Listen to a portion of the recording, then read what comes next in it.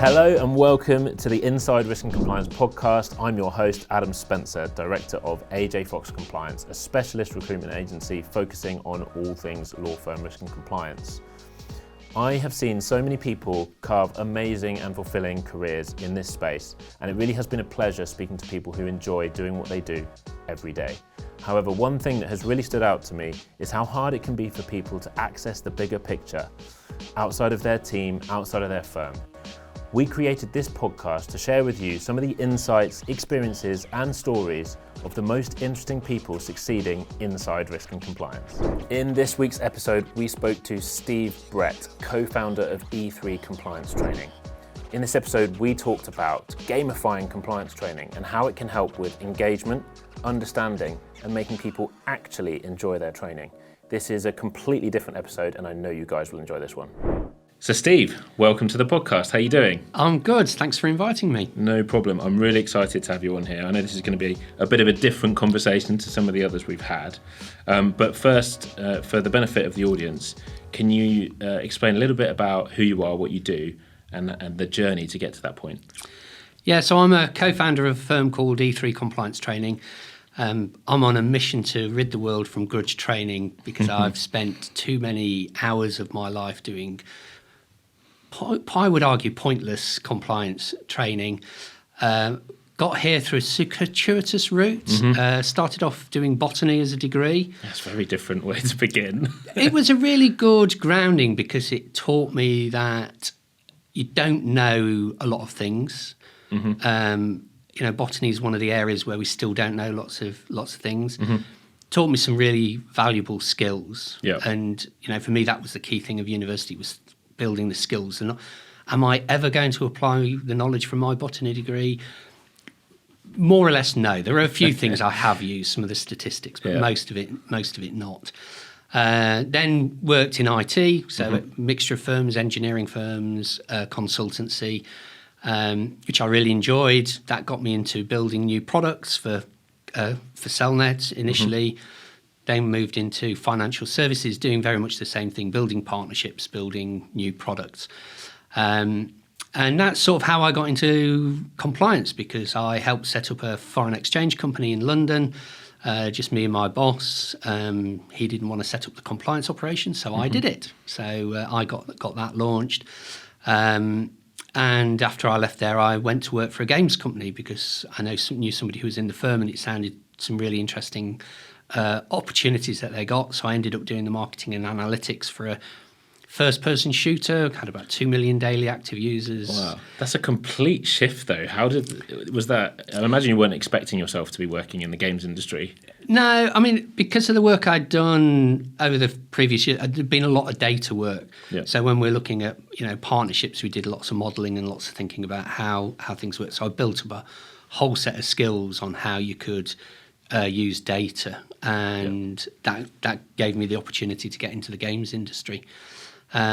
Decided I wanted to move back into the business world and was thinking about how could you use games to engage people and what were the problems, because I saw that you could use games to get people to do things that if you paid them they wouldn't do it. So classic, many years ago, a game called Tap Titans.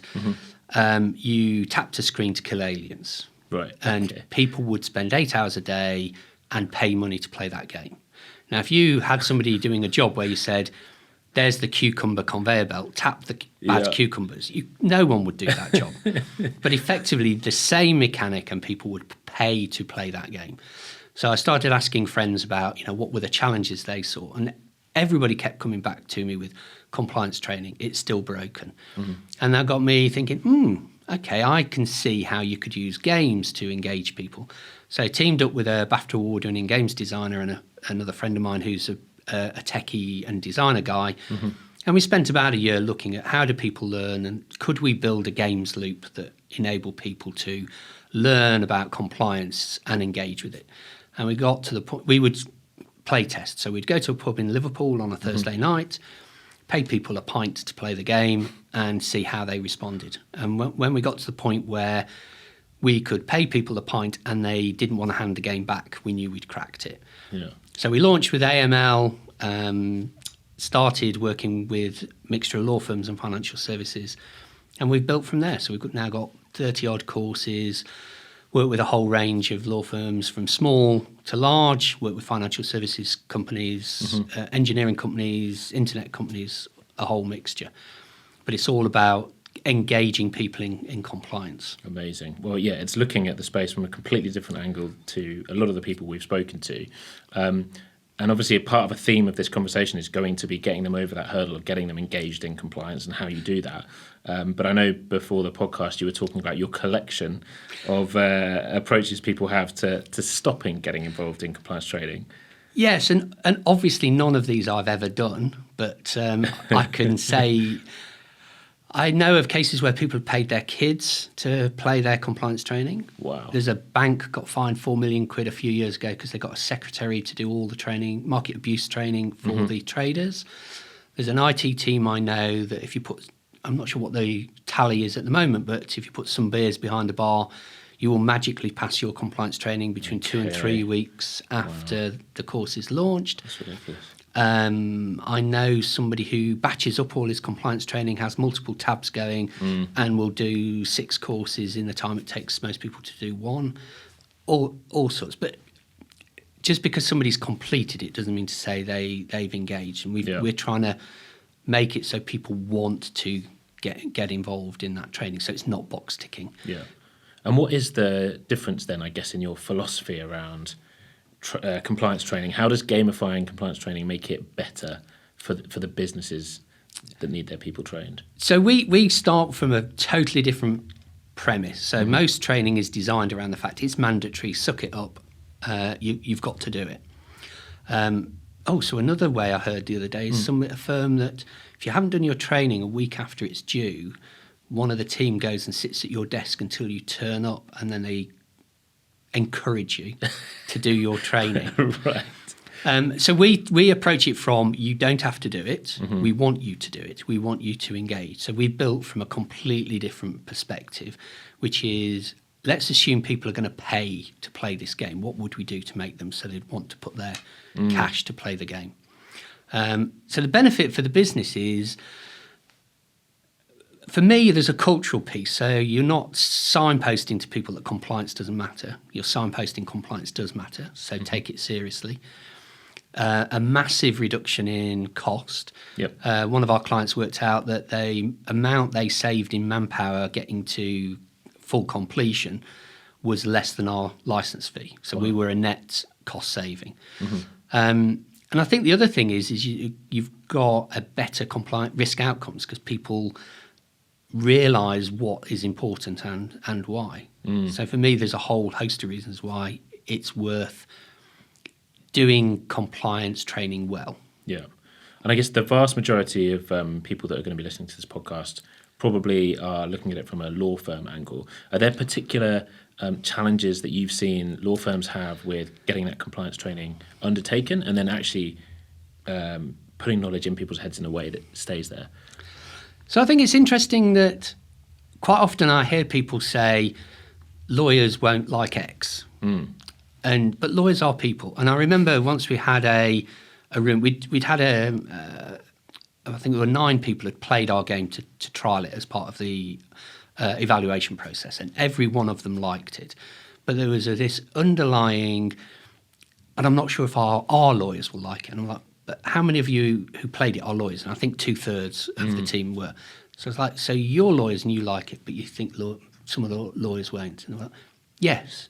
So I said to them, right, well, let's run a test. Pick your most difficult department and we'll get them playing the game. And of course they loved it. They got massively high engagement because I knew we were treating them as individual, as players, as not necessarily game, but as individuals rather than victims of compliance training. You know, most times, certainly when I was in financial services, it was announced that compliance training was going to be launched, you know, that day or whatever. There would be a groan in the office because, you know, no one looked forward to it. We get people playing their training more than once voluntarily. Really? Wow. So for me, it's that unchased completion, re-engagement levels are the key thing to show. Because the more you expose people to things, the better the learning outcomes are going to be. Yeah, and I assume that means those learning outcomes last for longer as well. Because one of the problems we were talking about a minute ago, just off air, was the problem that a lot of these processes are put together in a way where someone knows the answer to things for a period of time in which they can pass the test. So there's a nice little audit trail that they knew something at a certain point, but does it stick? Yeah, and I think the classic way of doing compliance training is signposts to you. Remember this stuff for 3 minutes. It's not important. You just need to remember it for 3 minutes, please, just 3 minutes.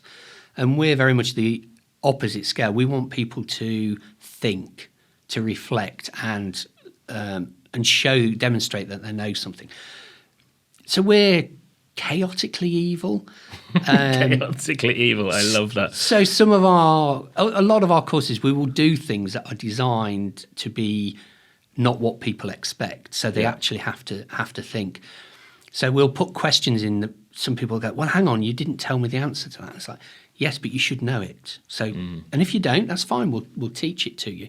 But the game isn't just to answer some question, regurgitate stuff we've told you.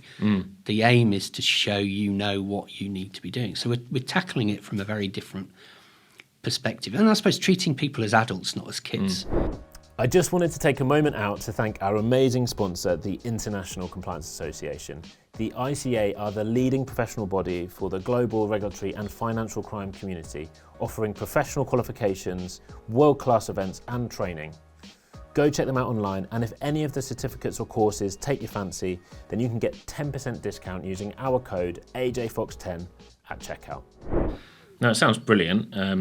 Obviously, when we spoke about this in the past, I know the first thing that was coming to my mind when we were talking about gamifying compliance training was obviously all digital, online or software. You've got some cards sat in front of you. Yes. So you also create games that are tangible, physical things. So do you want to tell us a little bit about what is this game, and I guess what is its purpose? So this game started out with a code name of Crux, which we're now probably going to keep as the name for it moving forward. It started out because of quite a few people were saying to me, want to engage with our teams, with the first line, in a better way. We do face-to-face sessions, but it's very much present some information, and have a chat. Really want to think of a different way. So we thought, we'll find a different way, and had a whole number of ideas. And one that came out was a card game. So this card game is designed to get people thinking about risk and discussing it and understanding as a group why people have a different perception of risk, and thinking about what risk is for their firm. Generally in our daily lives, we don't think about risk very often, but you want people to be cognizant of risk, in their working lives. So we've designed this game so that we have a whole series of scenarios. You split people into groups. They get different risk scores to think about, and they have to come up with scenarios thinking about what that risk is. And then we make it a game. And this is the first production pack we had. So we've been doing a lot of play testing with compliance officers. So did a test with effectively a live group of victims. So thank you, Jude. So we ran the session. It was for a financial services firm with 12 of their people. And I have to say, I think it's the first time I've heard belly laughs when people have been talking about risk. So we're going to get this so that people can talk about risk and have a bit of fun. Awesome. I love it. And it sounds like you turned it around from idea to creation in 5 weeks, which that alone is impressive. No, it's fantastic. Another thing we were talking about before this podcast was the way that non-law firms, I guess, approach risk and compliance, and how some of those mechanisms or the framing that they look at it from might see itself moving into the law firm space as well. So you talked about 3 lines of defence and seeing that as something we'll see more of. So for the listener out there who doesn't know what that refers to, what that means, what are the 3 lines of defence, and why are we going to see more of that sort of approach in law firms? So something that has been in financial services for a while is the 3 lines of defence model. So the key thing is first line of defence are the people who are talking to customers. So in a law firm perspective, that's your fee earners, could be paralegals, but people who are interacting with customers. And you're saying that they own the risk. They've got to be aware of risk and think about how things work. Your second line of defence is then backing up that first line, so thinking of policies, procedures, and monitoring. How do I know that what should be happening actually is happening? And then your third line of defence is, if you like, an audit function that goes, are we confident everything's going to be happening? Have we got process improvement going? Are we measuring things? Are we reflecting best practice? And that segregation of duties, I think, really helps, because I quite often hear compliance officers saying, fee earner X doesn't believe they own risk. They see that it's compliance's decision. Mm-hmm. Well, actually, that's just abdicating responsibility. The person doing the work needs to be confident this work I am doing is within the risk profile of my firm, and I understand it, rather than just saying, well, it's not my problem, somebody else needs to take, because then either nobody will, or the compliance team becomes the business prevention team, rather than the business enabling team. So I think that model, is proven in financial services. I can't see why it shouldn't make inroads into legal, as we want to have more robust risk processes. So having a risk control framework that actually drives that thinking, I think, to me, has got to happen at some point. Do you think there are barriers for law firms trying to, so one of them might be, law firms typically are much smaller businesses. Is it a challenge to create that framework in a smaller business? I think for very small firms, it's going to be increasingly hard to manage risk and compliance in totality. I think at the very small level, I think firms are going to need to collaborate with other firms so that they can cover that overhead. Very small. If you've got a firm of 3 or 4 partners, the complexity of modern life, I think, makes it really hard for somebody to do their fee earning work and think risk and compliance. I've spoken to quite a few people who've been, partners in firms doing risk work who've moved into risk and compliance, and all of them have said, I don't understand how I did fee earning work alongside risk. At some point they end up doing full-time risk, and then they suddenly realise, how could I do that? So I think finding a way to mean you've got dedicated resources, I think, is going to be key. So that's going to be really challenging for the very small firms. So do they work collaboratively within a group? Are they part of one of the aggregators? Does the appointed rep model start coming, where you have a firm doing all of the risk and control, the financial, the accounting and everything, all the central functions, and then you've got firms who are doing all the legal work. So all of that non-lawyering work gets taken account of centrally.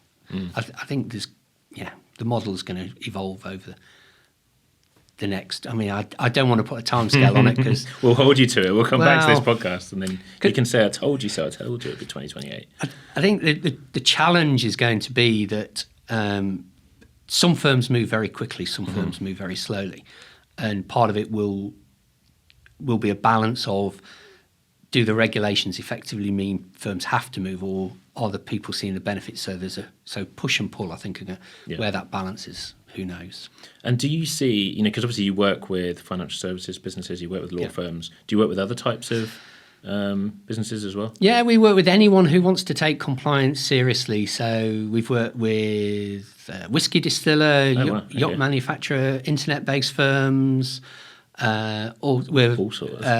Agricultural firm, all sorts. And if you were to generalise from your experience, I guess, is there is there a different way that law firms approach the problem of compliance training to other sectors? Are some other sectors much more advanced in sort of embracing the need for better compliance training?